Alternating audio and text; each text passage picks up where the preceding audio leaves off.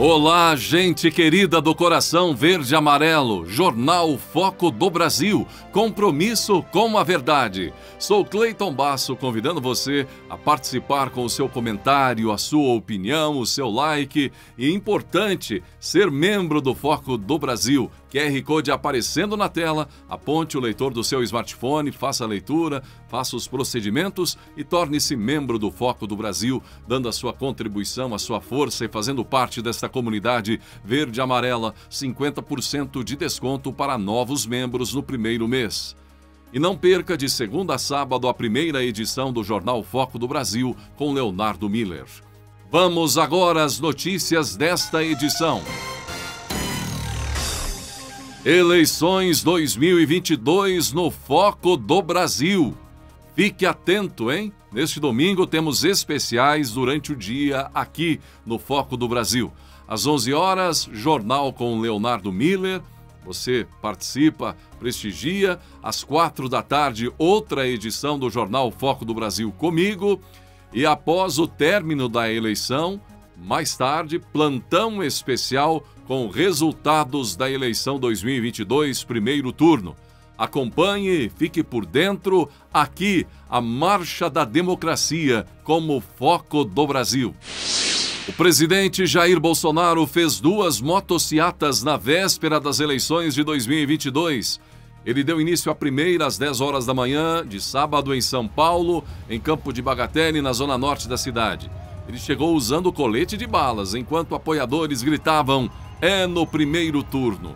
O candidato ao governo de São Paulo, Tarcísio de Freitas, andou na garupa da moto do presidente, que dirigiu por um percurso de aproximadamente 30 quilômetros. Também estiveram presentes na comitiva de frente a deputada federal Carla Zambelli, o candidato ao Senado astronauta Marcos Pontes e o empresário Luciano Hang.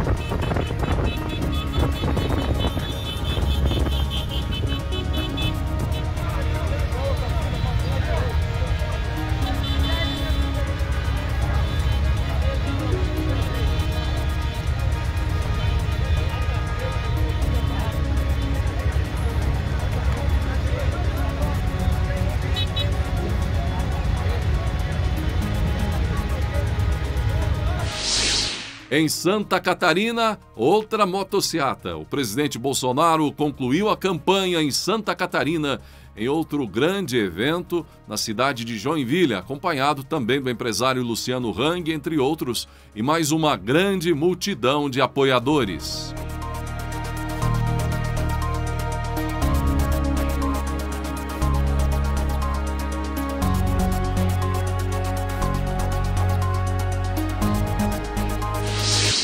Enquanto 14 candidatos receberam mais de 10 milhões de reais do fundão eleitoral, 3,4 mil não ganharam um centavo sequer do fundão. Com 4,9 bilhões de reais nessa eleição, essa fatia de recursos públicos destinada a financiar a campanha pôde ser usada livremente pelos partidos, privilegiando nomes já conhecidos. Dos 14 candidatos no topo da lista da gastança, 10 buscaram os governos estaduais. Os outros 4 tentaram a presidência. Agora, para a presidência, a gastança. Quem está no topo do gasto? Primeiro lugar é para Lula, do PT, com 89 milhões de reais do fundão liberados para a campanha. Em seguida, Ciro Gomes, do PDT, com 33 milhões e Soraya Tronic, do União Brasil, com 32 milhões.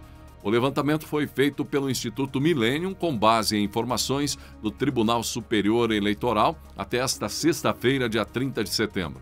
Cláudio Castro, candidato ao governo do Rio de Janeiro pelo PL, 27 milhões e Fernando Haddad, nome do PT, em São Paulo, 26 milhões, completam os 5 primeiros que mais gastaram neste primeiro turno.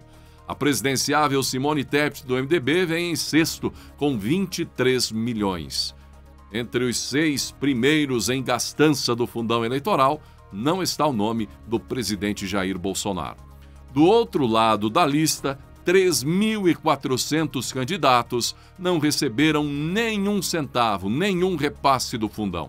Foram contemplados apenas pelo fundo partidário ou por doações.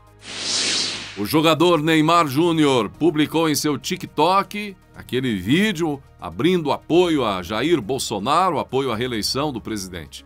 Em 24 horas, o vídeo viralizou, teve mais de 46 milhões de views, tanto nas redes sociais do atacante, quanto na rede do candidato à presidência do PL, Bolsonaro. Somente no TikTok do jogador, mais de 13 milhões logo após 24 horas de postagem de visualizações. Agora o número deve ter andado muito mais do que isso. O presidente Bolsonaro, que também tem uma conta oficial no TikTok, conseguiu rapidamente mais de 10 milhões de views ao reproduzir o vídeo de Neymar. Já no Instagram do presidente, o número passava de 48 milhões 24 horas depois de visualizações, número que já cresceu muito além disso. O apoio do jogador da seleção brasileira, no entanto, não foi bem recebido pela esquerda, que ficou em polvorosa. Neymar foi duramente atacado nas redes sociais por militantes da esquerda e precisou responder às críticas, como vimos até, né? Um dos que ficaram furiosos foi o ex-jogador Casagrande, doente da esquerda, e atacou Neymar furiosamente. Agora dá para entender por que Casagrande pode se manifestar. Sempre se manifestou antes de campanha, usando até microfone da Globo para fazer isso. E Neymar não pode. Que democracia é essa que alguns defendem, como disse o Neymar? Então, é democracia? É liberdade de pensamento. Que negócio é esse do Casagrande vir aí criticar Neymar? Quem fez um vídeo também, publicaram nas redes sociais, o cantor Leonardo, apoiando Bolsonaro, Gustavo Lima, cantor Sorocaba, Rivaldo, a sogra da Xuxa declarou apoio, aliás, digo, a sogra da filha da Xuxa, a sogra da filha da Xuxa declarou apoio a Bolsonaro, a sogra da Sasha, não é? Entre outros, incluindo Siqueira Júnior, publicou um vídeo na qual ele declara suas escolhas para as eleições que ocorrem neste domingo. O comunicador encerra a gravação dizendo que irá votar de verde e amarelo. Também, do lado de Lula, vários artistas conhecidos, já declaradamente apoiadores do petista. Anitta, Pablo Vittar, Caetano Veloso, Chico Buarque, entre outros. E agora, a Fátima Bernardes fez um vídeo declarando seu voto no petista. O cantor Gustavo Lima participou de um show nos Estados Unidos, se não me engano, em Miami, Flórida, alguma cidade do estado, não é? E ele puxou a bandeira do Brasil, fez aquele gesto patriota e parece que declarou apoio. Ele já é conhecido um apoiador e abriu apoio ao presidente Jair Bolsonaro, não é? Então está aí, os artistas se manifestando. O fato é que o vídeo do Neymar abriu a porteira para, tanto do lado de Lula quanto do lado de Bolsonaro, muitos foram às redes sociais manifestar apoio dessa classe dos famosos no Brasil.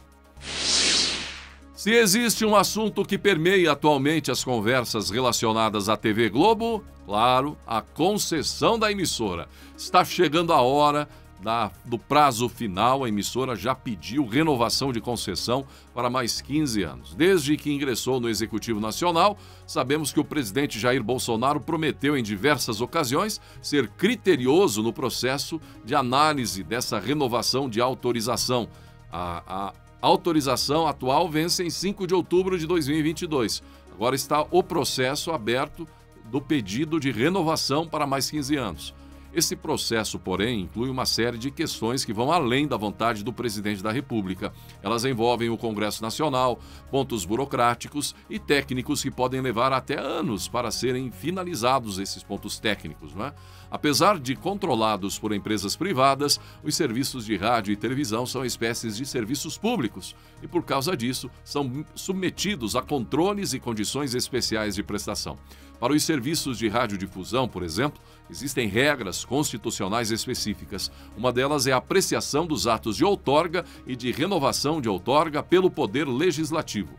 A Constituição estabelece que é do Congresso a responsabilidade de apreciar, em prazo legal de 45 dias para a Câmara e de 45 dias para o Senado, os processos de radiodifusão, assim como as concessões, que só têm efeito legal se aprovadas pelos congressistas. Esse prazo, porém, acaba sendo flexibilizado, já que os serviços podem continuar sendo realizados em caráter provisório. As concessões de emissoras de TV são válidas por 15 anos e das emissoras de rádio por 10 anos. A Constituição também estabelece qual é o papel do Poder Executivo na concessão das outorgas e renovações de concessão. O governo é o responsável por, na prática, implementar todas as etapas do procedimento licitatório, incluindo a verificação da regularidade fiscal e qualificação jurídica e econômico-financeira das concorrentes. A questão da regularidade fiscal é, inclusive, um ponto crítico e citado frequentemente. Quando o assunto é a concessão da TV Globo, então mais ainda. Nos últimos anos, por exemplo, diversos artistas da emissora têm sofrido punições pela prática de pejotização, no que a Receita Federal já chegou a classificar como associação criminosa entre os profissionais e a Globo, com o objetivo de fraudar o fisco, pagar menos impostos. Também cabe ao Poder Executivo verificar se, no período de vigência da outorga, a emissora cumpriu todas as determinações previstas na Constituição e na regulamentação legal e infralegal, como as restrições à veiculação de propaganda de bebidas alcoólicas e tabaco, cumprimento da classificação indicativa, preferência e finalidades educativas, artísticas, culturais e informativas. Descumprimento de exigências pode resultar em fim de concessão. Então, o prazo, agora nessa nova semana, 5 de outubro. Pela 14ª semana seguida, o preço médio da gasolina caiu nos postos de combustíveis do país. O litro passou de R$ 4,88, caiu para R$ 4,81, uma queda de 1,4% de acordo com o levantamento da Agência Nacional do Petróleo, Gás e Biocombustíveis, realizado na semana de 25 a 30 de setembro e divulgado agora. O valor é o menor desde janeiro de 2021. O diesel teve queda de 2,2%, tendo passado de R$ 6,71 para R$ 6,56 o litro. Já o etanol registrou ligeira redução de 1,1%, de R$ 3,41 para R$ 3,37. Desde a aprovação de cortes de impostos sobre o combustível, na semana de 19 a 25 de junho, quando o litro da gasolina atingiu o valor recorde de R$ 7,39, o preço já diminuiu 34,9%, tendo ficado, em média, R$ 2,58 mais baixo. A Agência Nacional de Energia Elétrica manteve a bandeira verde em outubro para todos os consumidores conectados ao Sistema Interligado Nacional de Energia Elétrica. Com a decisão, não haverá cobrança extra na conta de luz pelo 6º mês seguido. A conta de luz está sem essas taxas desde o fim da bandeira de escassez hídrica, que durou de setembro de 2021 até meados de abril deste ano. Segundo o ANEEL, na ocasião, a bandeira verde foi escolhida devido às condições favoráveis de geração de energia. Energia que também caiu com a alteração proposta pelo governo federal no tal do ICMS, não é? Eleições 2022. Atenção especial, foco do Brasil, com importantes dicas para este dia 2 de outubro. Neste domingo, primeiro turno das eleições. Mais de 156 milhões de eleitores aptos a comparecer às sessões eleitorais para eleger o presidente da República, governadores, senadores e deputados federais, estaduais e distritais. O eleitor poderá votar nominalmente no candidato de sua preferência ou poderá optar pelo voto de legenda, no qual poderá votar no partido. Essa modalidade vale somente para eleições proporcionais, ou seja, para cargos em disputa para o legislativo. No caso da votação para presidente, governador e senador, o voto é nominal e os mais votados são eleitos. A escolha dos parlamentares é feita entre os mais votados do partido que tiveram um número mínimo de votos, conforme o quociente partidário, que também leva em conta o número de votos nominais e os de legenda. O site do Tribunal Superior Eleitoral disponibiliza, inclusive, a simulação do voto na urna eletrônica para treinar. Para escolher o voto de legenda, basta digitar os 2 números do partido partido fictício no caso desse treinamento online no site, digital, na urna e confirmar. O eleitor também pode treinar a sequência de votação que será adotada no pleito. Antes de iniciar essa simulação no site do TSE, o eleitor pode escolher a votação de primeiro ou segundo turno. Em seguida, aparecerá a tela com o cargo em disputa e os partidos que participam do pleito virtual. Ao clicar nas agremiações, os nomes e os números dos candidatos fictícios vão aparecer. Basta fazer a escolha, digitar o número correspondente ao partido ou candidato na urna e confirmar. Vamos todos votar com paz, segurança e harmonia, respeito e liberdade, consciência e responsabilidade. Juntos, todas as brasileiras e brasileiros na grande festa da democracia, as eleições gerais de 2022, disse Alexandre de Moraes, presidente do Tribunal Superior Eleitoral, pedindo tranquilidade para as votações deste domingo, 2 de outubro. Segundo ele, tudo vai transcorrer dentro da normalidade. O TSE fez tudo o que pôde e deveria ser feito para que tudo ocorra dentro da normalidade, com muita tranquilidade, até o momento final das 17 horas deste domingo, quando terminam as eleições primeiro turno. Para as eleições deste ano, o Tribunal Superior Eleitoral uniformizou o período de votação pelo horário oficial de Brasília, como já divulgamos aqui, em todos os estados e no Distrito Federal. A medida, entretanto, não se aplica à votação no exterior, que continua a ocorrer das 8 da manhã às 5 da tarde, de acordo com o horário local de cada país. Nesse caso, por conta do fuso horário, as eleições no exterior terão, por exemplo, inícios variáveis em relação ao nosso horário. Às 20 horas do dia 1º de outubro, horário de Brasília, em Wellington, capital da Nova Zelândia. A eleição, então, já começou e terminando nas cidades do oeste dos Estados Unidos, com horário diferenciado de acordo com o fuso horário. Dentro ou fora do Brasil, o tempo de votação é o mesmo, 9 horas no total. Os cidadãos que têm domicílio eleitoral fora do país só podem votar para presidente da República. A votação no exterior é organizada pelo Tribunal Regional Eleitoral do Distrito Federal, com o apoio da rede consular brasileira em cada país. O eleitor poderá exercer seu direito de voto neste domingo, dia 2, com apenas um documento oficial com foto. Pode ser carteira de identidade, carteira de motorista, passaporte, certificado de reservista, identidade funcional emitida pelo órgão de classe e até carteira de trabalho. Segundo o Tribunal Superior Eleitoral, esses documentos poderão ser usados ainda que a data de validade esteja vencida.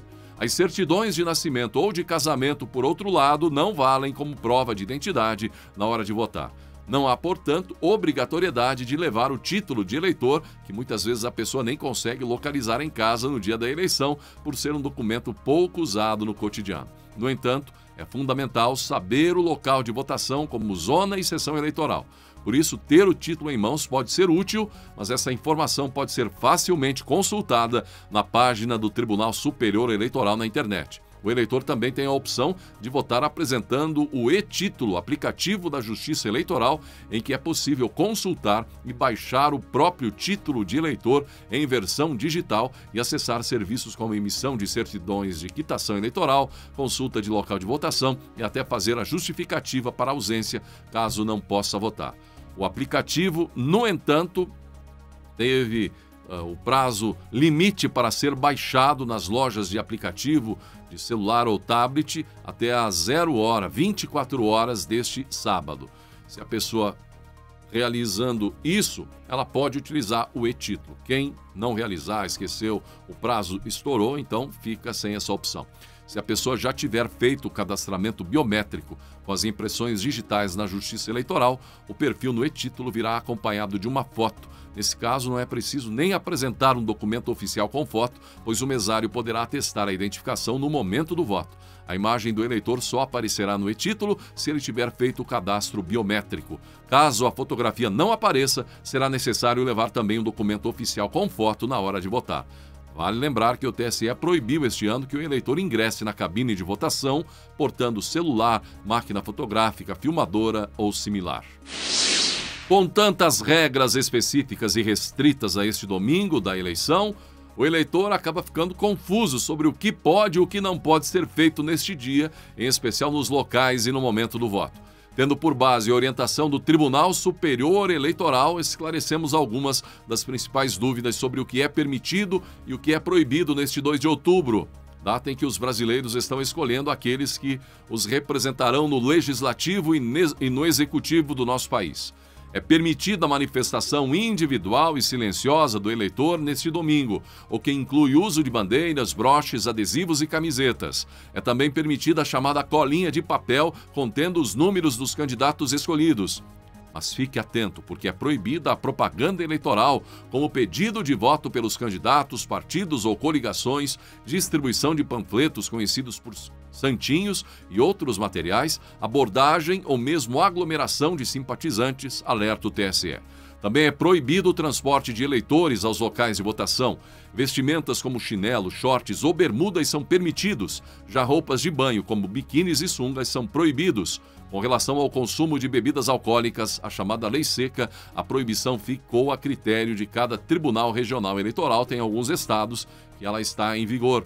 Não é permitido ao eleitor entrar na cabine de votação portando celular, máquina fotográfica, filmadora ou qualquer equipamento de radiocomunicação, como falamos anteriormente. Com essa medida, o TSE busca garantir o sigilo do voto. Após entregar o documento de identificação ou depois de mostrar a versão digital do e-título pelo celular, você terá de deixar o aparelho de celular desligado, seguindo as orientações do mesário, instrui o tribunal. É também proibido o porte de armas de fogo, tanto para civis como para integrantes de forças de segurança que não estejam em serviço. A medida vale inclusive para aqueles que possuem porte de arma.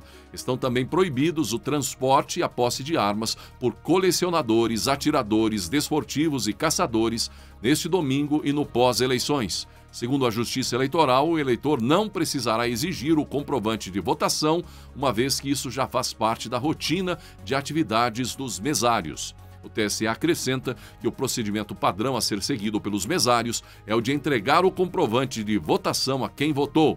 Importante lembrar que não é o comprovante que garante que o eleitor já votou, e sim o software da urna, esclarece o tribunal. Assim sendo, o comprovante é apenas um recibo para o eleitor e não para a Justiça Eleitoral, acrescenta o TSE, ao lembrar que no passado esse comprovante era necessário para a obtenção de alguns documentos, como passaportes.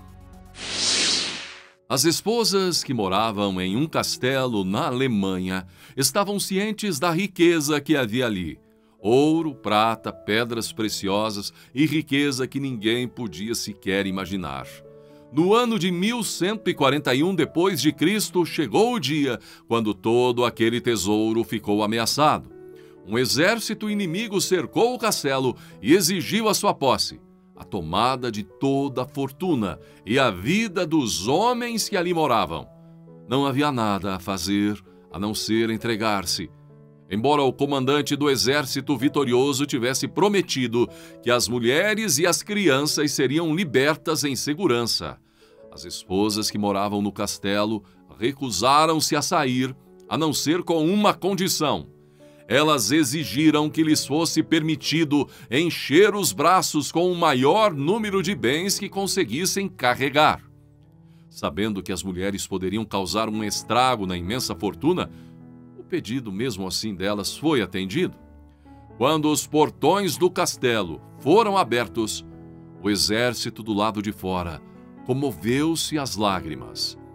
Cada mulher não estava carregando dinheiro, valores materiais, ouro, prata ou qualquer coisa, qualquer riqueza. Cada mulher estava carregando seu marido. De fato, as esposas que moravam no castelo estavam cientes de todas as riquezas que havia dentro do castelo, mas sabiam também a mais importante de todas. E assim procederam, emocionando a todos. Pense nisso, tire suas próprias conclusões, inclusive neste momento tão importante para o Brasil. Lembre-se, está em jogo o nosso futuro, o seu futuro, a família brasileira, o futuro, inclusive até mesmo da sua fé e liberdade neste país. Reflita e vote consciente nesta data tão importante, 2 de outubro. E assim, chegamos ao final de mais um jornal Foco do Brasil. Gratidão pela sua atenção, o nosso convite, veja outras reflexões emocionantes e especiais em meu canal pessoal no YouTube. Pesquisa aí Cleiton Basso e faça a sua inscrição por lá. Gratidão pela sua atenção, o convite, seja membro aqui do canal Foco do Brasil, 50% de desconto para novos membros no primeiro mês, faça parte desta comunidade verde e amarela. Gratidão pela sua atenção, não perca a programação especial do Foco do Brasil neste domingo. Gratidão mais uma vez pela sua companhia durante toda esta semana. Boa eleição e um ótimo domingo. E que Deus abençoe a você, sua família e o nosso Brasil.